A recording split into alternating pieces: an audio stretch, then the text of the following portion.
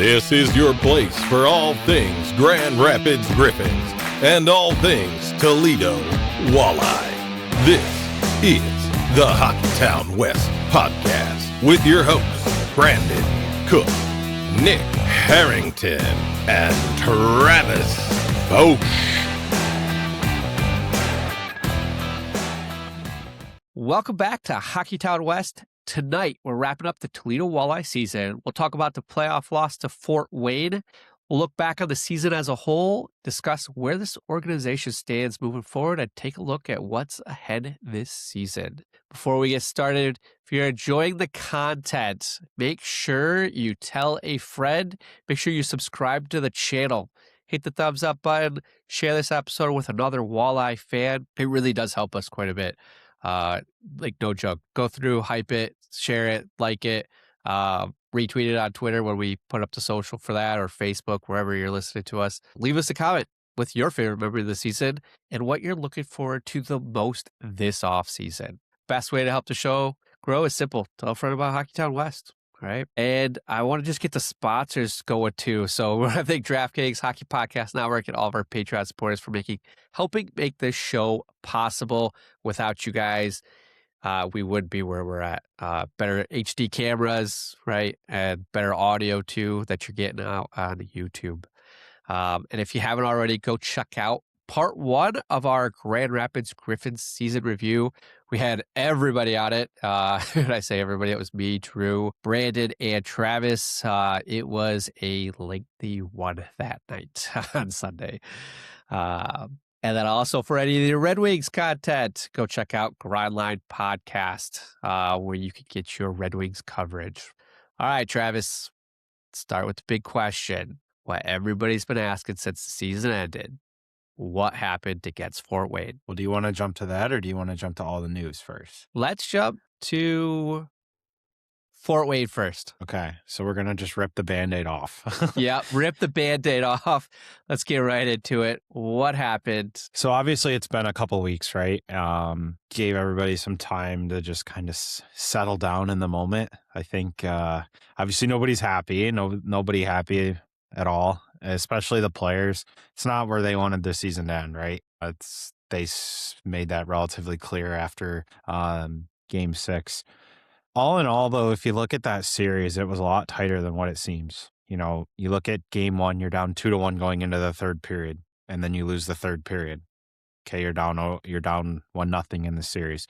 Then you go into Game 2, it's back at home because of the weird format. Toledo appears to take an early lead. We know what happened. The camera in the net, they cannot use because it's not something that's in every building. So because they have that for the broadcast, the TV broadcast, they can't use it, even though it clearly showed that the puck was in the net. So dumb. Yeah, it is, but you know what? Do you think it'll be a change for next season? Not until everybody gets an in-the-net cam like that. And that could be something that the league sees and is like, hey, maybe we have to implement something like this, more review, right? And it sucks because Toledo had two plays like this year. You had the one that flat out hit the crossbar. They ruled it a goal. And then the video replay wasn't working, so they had to stick with the call on the ice, even though on the Jumbotron, it shows it hit the crossbar, never go in, but you can't use the Jumbotron, right? And that's what happened here is the Jumbotron showed it, and in the net camera, it's like that puck's in.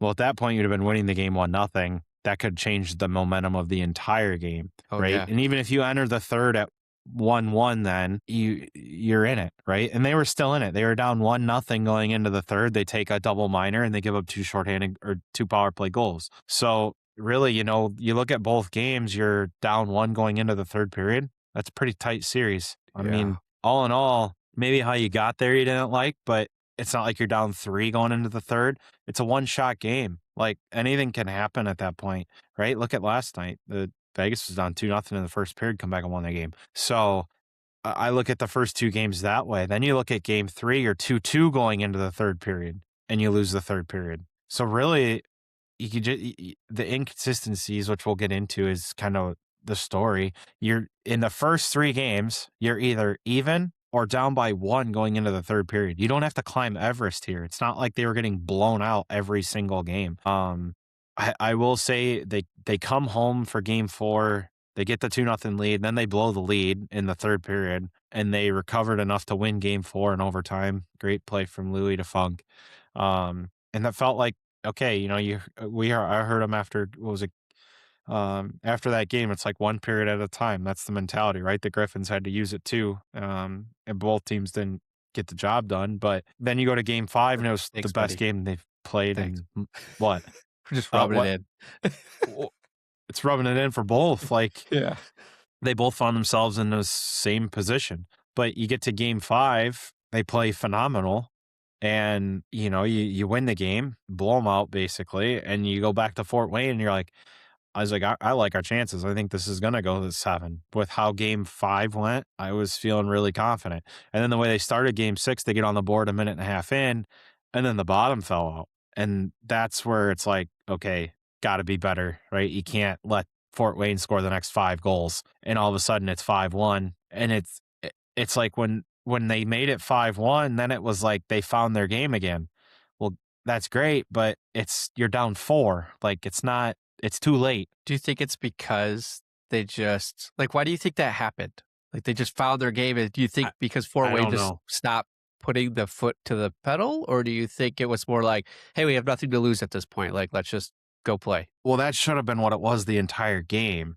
Like, and there was a long stretch in that 6th game that it was all Fort Wayne. Like, and it was 5-1, and it was all Fort Wayne. And, you know, they tried to get back in it. They made it 5-2, then 5-3. They had a power play late. If they score there, it's 5-4, and you got a minute and a half left to get it equal. Didn't get that close, but that's kind of where your mindset's got to be. But yeah, like, let's talk about how we got here, right? Like, Fort Wayne, really good team. Really, really, really good hockey team. I remember Pat said to me at one point this year, it's probably the deepest forward group in the division. And there's a reason they won the division title. They were a deep group. They got timely scoring, and they had phenomenal goaltending.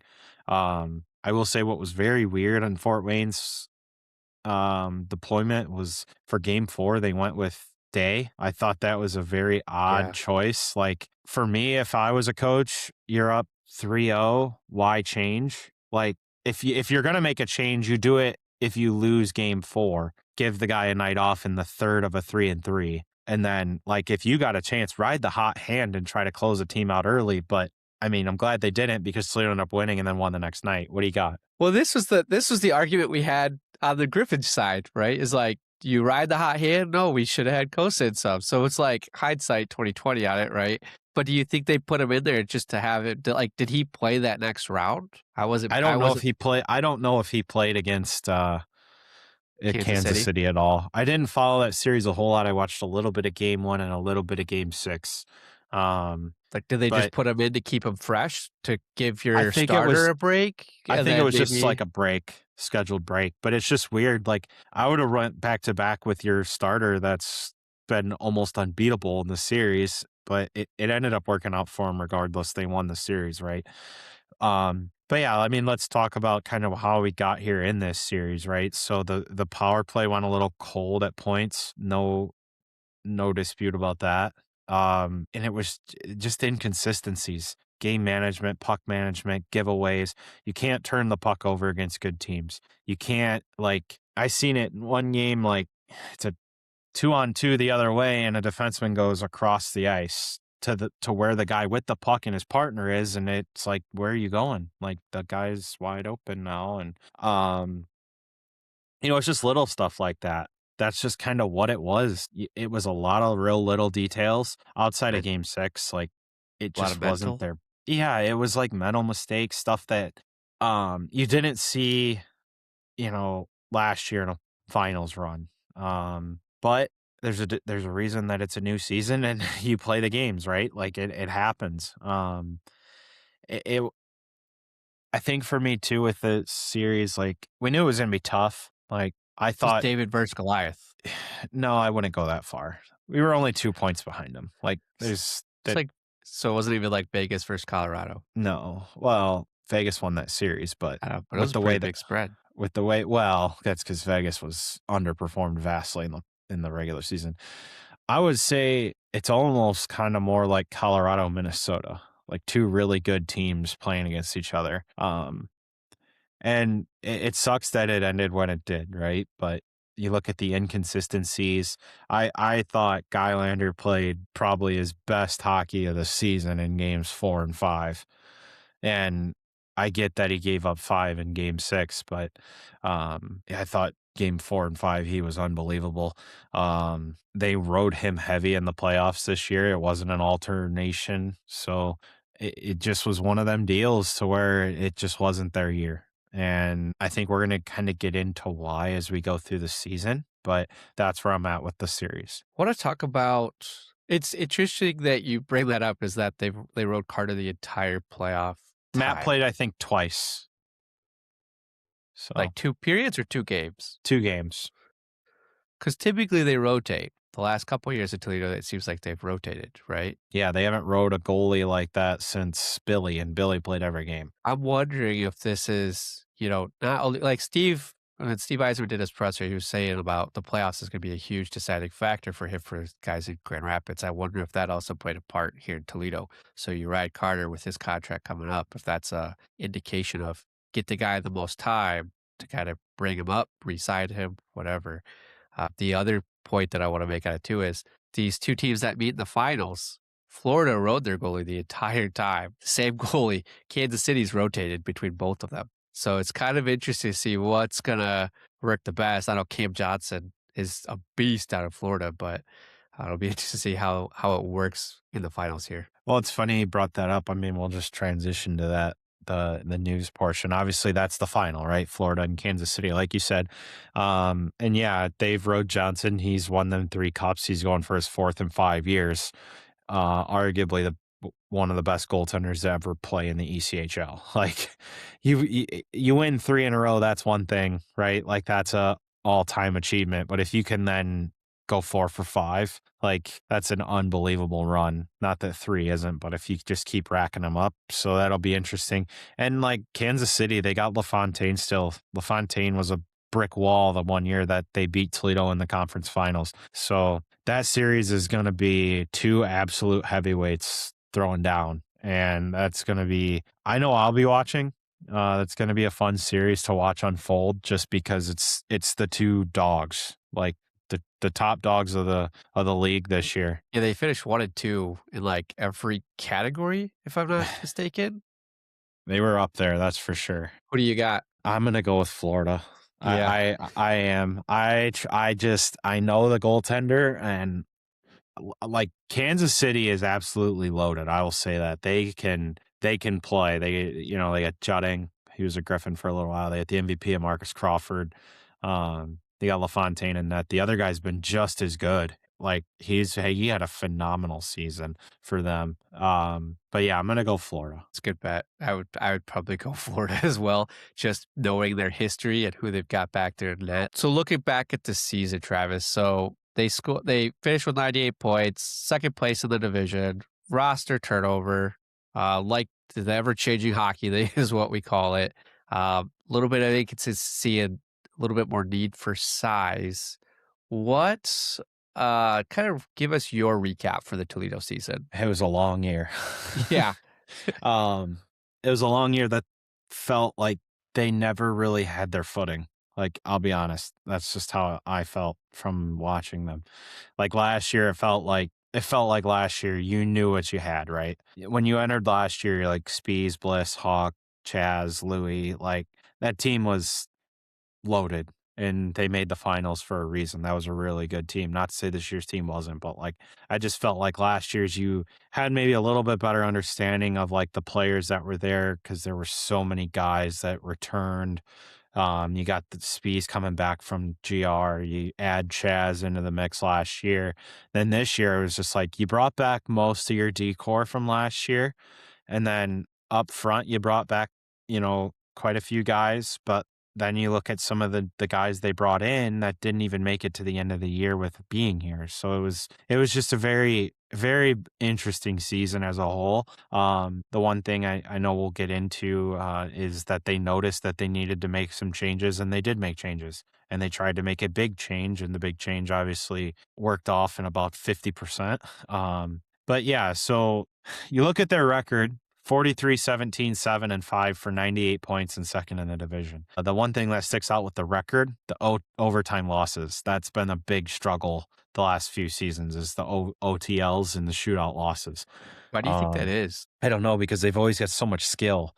It's really weird. You get to the 3-on-3 in the shootout, like you would think like, okay, this team should be winning a lot of these, and they struggle with them. But like I kind of teased too, is like the turnover this year. So 11 of the 24 players on the season opening roster finished with the team. That's a very low number, I feel like, than normal. What was it last year? Do you know? I would have to go back and look. I think it's just more like it felt like there were so many guys in and out all season. And like you look at, the two big ones that left mid-season were Moyle and Hillebrand, right? Like especially Hillebrand, they expected a lot from him. And I would think they expected a lot out of Moyle too, but they got opportunities and they obviously departed to go overseas. Soulier left to go overseas as well. The goaltending thing just was a chaotic mess with having 3, then they go down to 2, then they go back to 3. It's just, hey, I'm glad I don't have to juggle that, but it was just a weird year all around. I think the college free agency period really helped them with Gaffney and Funk. I hope those are two guys that they can keep for next year. I think those are 2 guys that could be young pieces to start maybe the next core. As you got to build a core. It's hard to do in this league because guys leave, but you look at like what Toledo's had for a few years. They had Bliss for 3 years. They had Hawk playing with Bliss for 3 years. I think Craggs is going into year 4 or 5. They had Keenan for 5 years. Like they had a core nucleus group of guys. Like, yeah, you still want to carry as many of them as you can, but you also have to try to like, okay, who's going to be the next Keenan? Who's going to be the next Craggs? Like these guys that are going to be, ECHL guys, like can they find any of them guys that want to stay here, want to be here? And like Hawk, can they find a guy that wants to be here? Stuff like, obviously Hawk's very, all these guys are tough to replace, but like when you got a 2-time MVP, that's even harder to find. Let alone that wants to stay right in the ECHL. It's a very fortunate situation that Toledo has with him. And he is an incredible player, an incredible person. But I feel like those 2 and Funk and Gaffney really helped. And then you look at the trade like I guess you could call it the trade deadline, but the trades that they made this year. You look at Russell and Pelon to Rapid City for a future consideration deal. You look at right in the beginning of the year, there was a trade with one of the Tanners that we picked up. He went to South Carolina and I think was moved. But then obviously the 2 big ones, the Hausinger for Smirnoff trade. And that trade, they went, with maybe the little skill and they added that jam and sandpaper, right? And Hausinger, I think, provided that. He did what he, was said to do. It's a guy that can get you 15-ish goals a year and can play heavy, can provide that presence, that energy. He's that tone setter, right? Like he's that jam. That was something that they needed. So I would still make that deal today. Obviously the big one that everybody, harped on was the big one with Van Wy and Brown. Brown never came, right? He got an opportunity to go play with his brother in Providence. Like, I don't understand the full hatred of it. Like if you were playing somewhere and you were to be traded halfway across the country, but you get an opportunity around that time, wouldn't you want to, and your brother was playing for that team, wouldn't you want to go play with family? Especially in the AHL, like you're getting a right. You're getting a raise. You're getting a raise. You're getting a promotion. You're getting to play in a higher league. Of course, you're going to take that. 10 out of 10 times. On the best team in the regular season. Like, yeah. Well, yeah. Not in the playoffs, but the regular season, yeah. Well, I mean, enter the playoffs, they were the best team in the American League. So by record, they were the top seed. So it was really accident. Yeah, I mean, that's been a crazy playoff, but and it's Mark's article talked about it too, and Pat was trying to find a center to play with Hawk. That's what that trade was going to be, right? He got an AHL opportunity to go play with his brother and he took it. Like, I don't think you can fault a guy for that, right? No. Like, it was an opportunity that came along. You don't know. And here's the thing, we'll never know when it came. Did it come post the trade? Sure. Like, because that's when he was loaned, was after. So you're assuming that it came after. It was just it was a right opportunity for the guy to go play with his brother, and I don't think you can fault him for that. Now, the other side of that, Garrett Van Wy, another guy that I hope they re-sign. I really like. Fantastic. He was fantastic. He was great in front of the net. He's a good player. Great guy off the ice too. That's another guy that I think next year, if they re-sign him, could see a world to where he has a letter. Just with the kind of voice he was kind of, showing in post games and stuff like that. And let's not forget he wore a letter last year for Jacksonville, and it seemed like he loved his time here. So I hope that they can re-sign him. I'd love to see Hausinger and Van Wy re-signed out of the 2 trades they made this year. And Pat said I'd still do it today at the time, with you're trying to make the team better. Like, it's no different than in the NHL. If you trade for a guy and he gets hurt, like you could trade for a guy in the NHL. He gets to practice, rolls an ankle, and if he's a rental, you don't get him at all, and he's done for the year. Like, now you've given up. It's just looking at it that way. It's always risk. There's always risk when you make a trade. Now, it is weird that like guys cannot opt out to not to report here. That is a bit bizarre, but it's happened a couple times. So that's where I'm at with the trades and the college free agents, and mainly just the roster as a whole this year. Well, you forgot another addition too. So unfortunately, Grand Rapids did pick you guys apart a little bit at the beginning of the season with Hilly and Moyle, but we did replace a guy for you. We did get you Milne, who played pretty well for you guys as soon as he got settled in. Yeah, he played really well in the playoffs. I was pleasantly surprised because like the first time I seen him, you could tell like, okay, maybe he hasn't had a lot of practice time, but once he got it, he was with it and played really well. I don't think anybody really expected that. And then the late addition of Banel, but like that's stuff that, is out of Toledo's hands, right? Like that's something that I don't think they were probably anticipating in the middle of March as they're signing 4 free agents out of college, 5 free agents out of college. So yeah, there probably should have been a little bit more. Well, I don't know. Maybe there was. Who knows? But maybe a little bit more communication about it with the amount of kids that we are getting, right, coming over and get college kids as well. So definitely created a log jam and people being set down. So, but what are your final thoughts on the regular season? Not a whole lot. I think they were a little bit better than I thought they were going to be. Not going to lie, just with the uncertainty of like, where were the goals going to come from? I think that was the one thing we talked about in the preseason that we were like, we're not really sure. So offensively, they really surprised me. Defensively, I think they just got to improve. Like that's probably the biggest thing, right? Like you look at some things, there were too many breakdowns over the entire season. And I think it'll get better. Like it's just one of those things to where, do guys take a step back? Do other guys take a step forward? Like who's back? You don't know ultimately, right? Well, we know a couple things, but which we'll get we to know at Hawk the will end. be back. He's always back. Yeah, he's always back. I'm sure that'll be the first signing. But yeah, it just too inconsistent. Too many great stretches. What's that?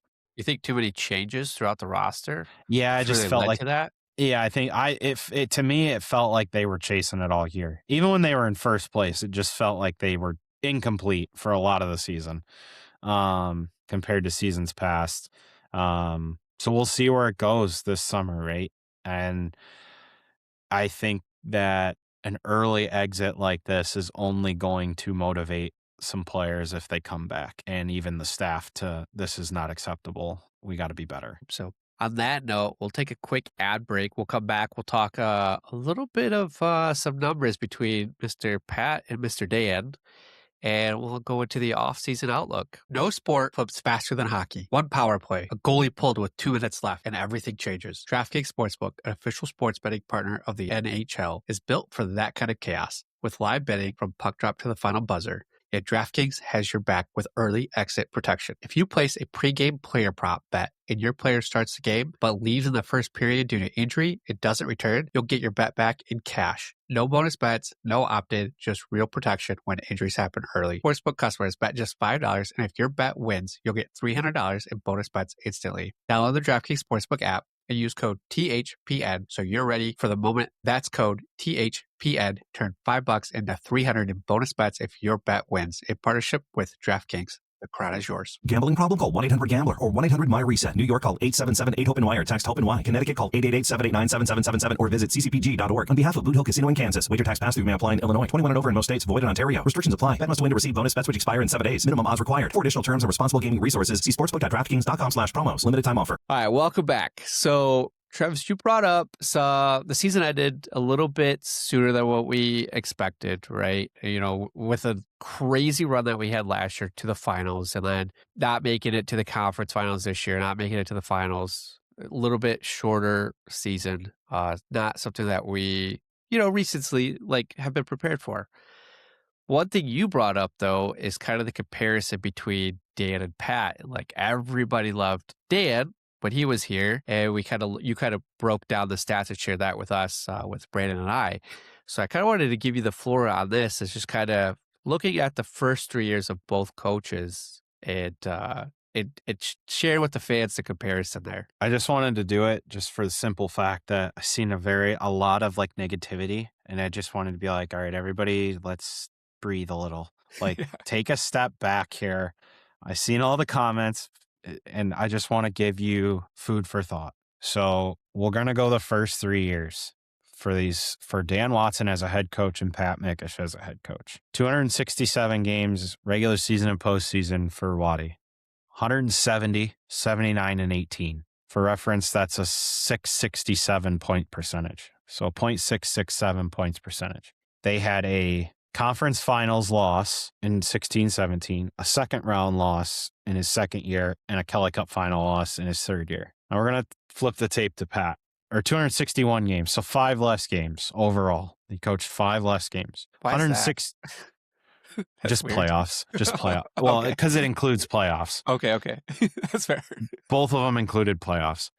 164, 65, and 32. So was that win percentage? 0.683. 683 is for Pat, and Dan was what? 667. So Pat had a higher win percentage. Yeah, they're basically identical. A loss here, a loss there, a win there, it changes. But basically, they're an in-between 600 and 700 coach. That's pretty impressive. That's new. It's pretty impressive. The organization. So here's Pat's first 3 years. Conference final loss. Waddy did that in his first year. Kelly Cup final loss. Pat did that in his second year, and a second round loss. So he flip-flopped the final and second round losses on both. 3 seasons for each of them. 2 division titles each in the regular season. 2 conference final appearances each. 1 Kelly Cup final appearance each. 1 second round exit. It's the same resume. It is the exact same. So why do you think Pat gets so much negativity? Because I think when Waddy first got here, when Waddy took over, it wasn't quite to the cup or bust narrative that it is now, which makes losing harder. Yeah. Like in the second round, it's hard. And I just want to point out that I feel like Waddy was like God right here. Like he was God here. We love him here too. Oh, well, rightfully deserved. He's a great coach. I just feel like there was so much negativity being thrown around towards Pat and the staff and the team that it's like, guys, can we take a step back here and realize that they have the exact same resume over 3 years. Their first 3 years, they've accomplished the exact same thing. The exact same thing. Both of them. Pretty crazy. I see a lot of move on to a different, the grass is not always greener.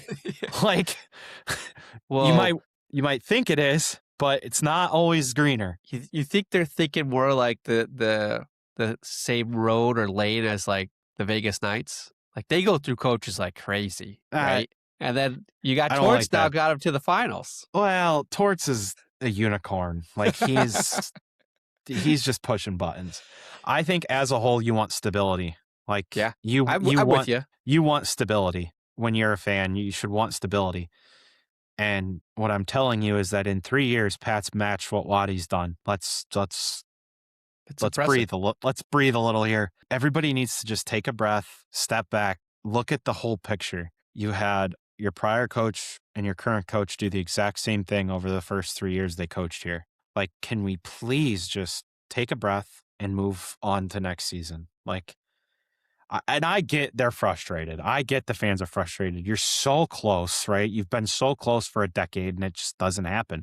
Here's the thing. They only give one of them out for a reason. There's one Yeah. cup every year and it's given out one time to one Florida, team. just about every year, Basically out of Florida the last 5 years. except for last year. What I'm saying is that it is no different than when Watson was here as far as end result through the first 3 seasons. That's my point. I'm just trying to give people some food for thought that, like, we don't have a coach problem. Like, we really don't. Our coach is a great coach. He knows what he's doing. Do you think it's just based off of how they've like managed like the rosters? Because we know, like in the ECHL, the coach has the biggest, like their GM coach, almost pro scout to dealing with everything with on the financial side, with contracts, kind of, and getting everything done. Like, is it just like, I'm just trying to figure out why is there so much? Because I've met the guy. I really like him. I like Pat. He's always great to talk with. Always super nice with us. Getting the results. You know, obviously we want a cup, right? Like everybody wants a cup.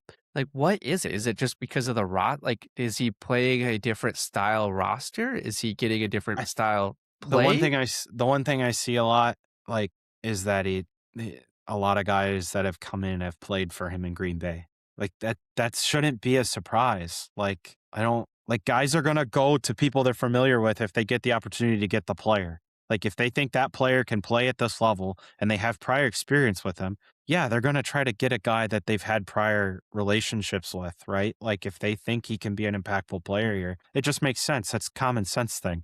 You see it in all kinds of sports. I just think that, like, we need to relax as a whole on how bad the staff was this year, because that's not the case. Like, they did what they could do with, you know, they were a younger group. They made changes. They seen what they needed to do. Pat went and got players to fill roles that he knew they needed. Yeah. It wasn't their year. Like, and I get that sucks to hear. And I know that fans are going to be mad, but it's just what it is. Like, it's hard. I wanted to bring this up for that, just as a whole. Like, everybody just breathe. Our coach is a good coach. He knows what he's doing. He matched your golden goose that was here for before him. Let's just show some support. Like, I get it's hard. You lose. You don't want to lose. We don't want them to lose, but you got to support the guys. Like, this is your hockey team. Like, that's the special thing about this, like, city is, like, and it happened to me. Like, I always thought, like, they're never going to be my team, like, ever. Well, in the last 10 years, they've become my team because the Detroit Red Wings have been awful. And it's like, I want to watch a good hockey team. Well, this has become a good hockey team, and you fall in love with the program, and you fall in love with the players. And this whole thing happened doing this with you guys, and it's just engulfed me. And now this is like my hockey team that I follow and now cover. So it's just like, you still have to support them. You may not agree with every decision. You may not love every decision, but try to lower the negativity a little bit and be a little bit more supportive at times. I get it's very difficult, but I'm just saying, if you look at the resumes, they're the exact same. Lower the temp in the room a little bit, right? Yes. It's Pat doesn't deserve to be on the hot seat. No, not at all. He should be his seat should be cold. How long was the loan there? He was only here, I think, a year. A year, okay. Year or 2 years. That was before I really got invested. Yeah. I got kind of invested Waddy's first year. It's a good year as head coach. Yeah. Any final thoughts on that one, Travis? I know we had to give Brandon his 40-minute speech on Cossa the other night. If you haven't checked out that episode, go check that out. Something that he's been holding with the group chat. So you gave him that a 40-minute spiel. I'll let you give your 40-minute spiel here on this on the Dan and Pat comparisons. Is there any final thoughts that you want to go on that route? No, and if anybody ever wants to talk about it, you see me walking around the rink next year and you want to have a conversation about it, just stop and talk to me about it. I'm always open to talking to people. His DMs are open. You can have that therapy session if maybe it's a group therapy session. Uh, but moving on. So we are in the off season now. So typically we do the news at the beginning of the episode. I held it for the end to kind of launch us right in the off season. And there was some big things that happened this week. So kick us off with the first one, Mr. Trav. So the first For one I'm going to go. players. The first one I'm going to go to is actually not listed first. It's going to be Riley McCourt heading over to the SHL. Great opportunity for him. SHL, probably top 5 league in the world. You got the NHL, the AHL, and then it's any form of SHL, KHL, Liga. Like those are probably the and you could make the argument maybe for the DEL too. That league's getting better. I don't know if it's quite to the level of the SHL, KHL, or Liga, but you're starting to see more guys come out of that league also. But regardless, like great opportunity for Riley. For Riley, yeah, he's had some good years here. Obviously, he was here, he left, he came back, and now he's leaving again. Just a great opportunity. So you're happy for him. Wish him the best of luck. And then the big one, Conlon Keenan calling it a career after 5 years, almost 300 games played, 134 points. This guy was probably one of the greatest human beings I've ever met in my life. Like, honestly, you've met him, you know him. We've interviewed him. He was We on the show. interviewed him. Don't Yep. go back to watch that. We were going to repost it, but it's so old school, so old. But you can go back and watch it. Great guy, great glue guy. Everybody had great words to talk about, even during our this news was not super recent, so we were able to ask the guys up here at Grand Rapids during their X interviews what their thoughts were on Mr. Keeds. And we were able to talk with Cossa and with Dan Watson about it. And they both said very similar things, which was kind of funny because their exit interviews were a couple hours apart. So, but yeah, we're hoping to have him on, before the season starts, do another quick interview with him. But we wish him well in the retirement. I just want to say this about him too. Alternate captain for multiple seasons. Great human being. Gave back so much to the local area, especially like going to the children's hospital so much. You've seen those in his thank you video of him like with the kids and stuff like that. Absolute warrior. You remember the year he broke his jaw and then played with the jaw protector for a whole year, lost it, and then I think he re-injured it and kept playing through it. Just an absolute warrior. Last year he dealt with a lot of injuries. This year he was kind of that like Swiss Army knife, where can I help this team in any way? And that just shows you the kind of person and player that he is, right? Some nights they need him on the second line. Some nights it was the third line. Some nights it was the fourth line. Some nights he's playing power play. Some nights he's only killing penalties. Like, just goes to show you he's a team first guy. And the one thing I also want to say about him is that this guy played NCAA D3 and got a 5-year professional hockey career out of it. If you or anybody needs a little motivation in your life, you should look no further than this, because even to play pro coming out of D3 is probably a long shot. And he made a 5-year career out of it. So And he did it by doing everything. Doing right? whatever it took necessary and being the nicest person that you can be. So he deserves every flower that you can give him. Was he the 25 goal guy he was that one year this year? No. But was he so much more off the ice and so much more in the locker room for these younger guys? 100%. 100%. Do we have any news of like where he's going to, what he going to be doing after his retirement? I don't. That's why I hope we can get him on the show as maybe a goodbye. You spend 5 years of your life in one city. It's obviously you go back home in the summer, but you spend a good chunk of your time in one city.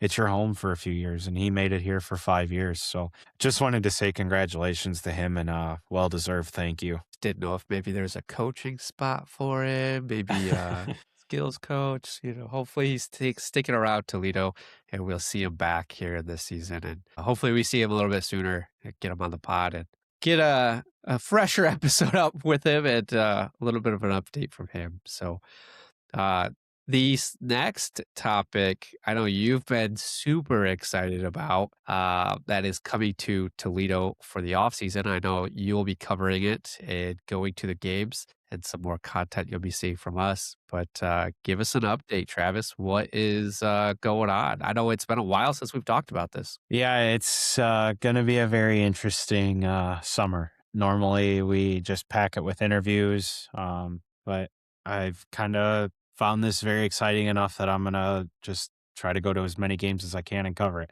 The XRHL, it's a roller professional hockey league that they're trying to implement a pro summer league. I know we talked about it a very little bit, but single game tickets are on sale. There's merchandise on their website. I just encourage everybody to give it a try. Like, you may not, and it may not be for me, but I like hockey. So for me, I'll probably enjoy it. And it's high scoring. So from everybody I've talked to, it's high scoring. It's skill to the max. Like all the crazy stuff you see online, like of roller hockey. This is your opportunity to come see it in person over a month-long season. And that's kind of the fun thing about it is it's a short season. It's only a month long. So it's like 4 or 5 week season and it's done just like that. It's like, I think 22 total games. Jeez, that's a lot of games in a, in a month. There's 4 teams. Team names are the 419 Bladers, the Glass City Pain, the Maumee Bay Ghost Frogs, and the Toledo Sasquatch. I think it's going to be a lot of fun. They've been rolling out some player names for some of the teams. Obviously, the big one's Hawks so far that's been announced. I did see there is a guy that they got signed to come play that's from Vancouver and played big time roller out there. So that'll be fun to watch. I thought Tyler Spezia was coming back for that too. I did see in Mark's article that Spezia said he was going to play or potentially play. We don't really know who's going to show up. Like, I know we joked with Louis. So it'll be interesting to see if any of the other guys show up. I would expect there's going to be a lot of Michigan players in this. I just have a feeling that there's going to be because you talk to all these guys that have played hockey and it all stems back to roller. So it's like no brainer in my opinion, but to my knowledge, it's going to be the only roller that's full contact and fights and everything. So it's like going to a regular hockey game. It's just, there's no ice. It's going to be a lot of fun. I just want people to give it a chance and give it a try. It's hockey, right? Like, it doesn't matter, if it's on ice or on the street. We're hockey people. We should give it a try. And I just encourage everybody to give it a whirl. I know when I was growing up, it was always like watching the Red Wings, and then it was going. I didn't have ice skates, so I went out rollerblades, and we played hockey in the backyard. And I would watch the roller hockey from the 90s. I think a lot of the guys that we had interviewed that were talking about doing roller hockey, I'm like, I think I probably watched you when I was a kid play in California out on the beach, and it was super cool to see. And I was like, man, I do remember that. It's kind of the nostalgia on it. So I'm super excited to see how that goes, see how it is. And I'm sure I think we got to get that guy out. We got to get the commissioner on. I know you've talked with him. I have talked with him. We'll see if we can potentially set something up with him. So maybe that'll be coming up here for everybody shortly. And then the last bit of news, it is big news, is the annual Hawkins Scramble that I know at least 3 out of the 4 of us are going to. Yeah, July 31st. We had a lot of fun at it last year. Big charity event that Hawk started last year that we played in, me and Brandon. We had a lot of fun. This year we're going to have a lot more fun than what we did last year. We had to drive last year. I've already set a ride up for us. So I'm excited to play in it. I hope you can come down and contribute in some manner. If you can't, obviously you can't, but me, Brandon, and Drew are all going to play. We have a supposed 4th. We'll see if he can follow up and make it happen. I'm not going to give him any shade because Brandon did it enough on the Griffins shows. He knows who he is. But yeah, so get signed up. The location moved. It's in Michigan this year. It's in Southeast Michigan, so it's not too much further of a drive than where it was at. So get signed up. Big profit event for Acoustics for Autism. Hawk, you should always want to support your local players whenever they put something on. So just another chance to give back. Yeah, I know you guys had a lot of fun. I'm hoping to go. I don't know what my schedule is. And I'm not a big golfer. I don't golf. It's not my thing. I'm more of the hype man when it comes to those. I could drive. I could be the DD, drive you guys around. But I'm hoping I could come down there for you. Probably need one this year. Yeah. I was very jealous last year when you guys came back with all the stories and stuff. So hopefully I'll be there. I can provide some content for everybody behind the scenes and go from there. Anything else you want to touch on, Trev? No, man, that's about it. Obviously, we're all devastated and upset that the season ended when it did, but there's always next year. We'll have more coming to you. I'm sure we're going to have more coming to you. It's a good place to wrap up. Again, thank you to DraftKings, the Hockey Podcast Network, and all of our Patreon supporters. We have Michael Asate, Alan Alori Fausch, Derek Sleezer, Griffin Not from GR, Elaine Grace, John in Florida, Tyler Ingalls, Dilly, Joe Schroeder, Peter Grell, Darren, Bert Rito, Alan GR, Bex, Jason C, Snail, Adam, and Anna. Thank you for your support.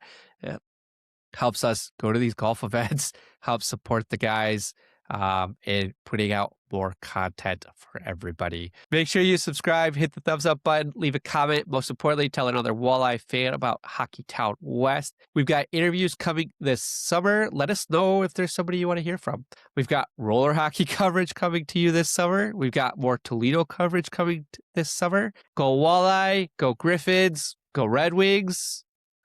Love you. Bye. Thank you for tuning in to the Hockeytown West podcast. Be sure to check us out on Twitter at HockeytownWPod and your hosts, Nick at GR Hockey Guy, Brandon at Brandon GR Hockey, and Travis at Trav in T-Town.